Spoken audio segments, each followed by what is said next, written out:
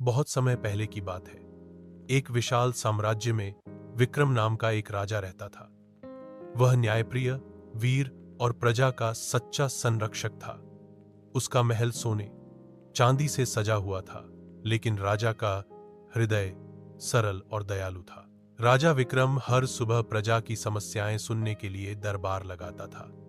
वह गरीबों की मदद करता, किसानों का कर माफ करता और सैनिकों को प्रोत्साहित करता। उसकी यही विशेषता थी कि पूरा राज्य उसे जनता का राजा कहकर पुकारता था।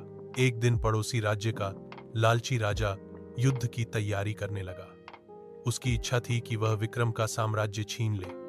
जब यह समाचार विक्रम तक पहुंचा तो उसने अपनी सेना को तैयार किया, लेकिन युद्ध से पहले उसने सोचा कि यदि बिना लड़े शांति स्थापित हो जाए तो अच्छा होगा।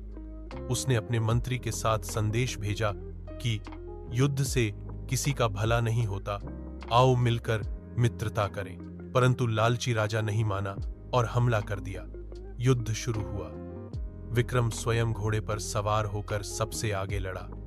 उसकी वीरता देखकर सैनिकों में जोश भर गया। आखिरकार विक्रम की सेना ने शत्रु को पराजित कर दिया। युद्ध जीतने के बाद भी राजा ने पराजित राज्य को न तो लूटा और न ही नष्ट किया, बल्कि उसने वहां के राजा को माफ कर दिया और कहा, राजा का कर्तव्य सिर्फ राज करना नहीं बल्कि क्षमा करना भी है। उसकी इस उदारता ने दुश्मन का दिल भी बदल दिया।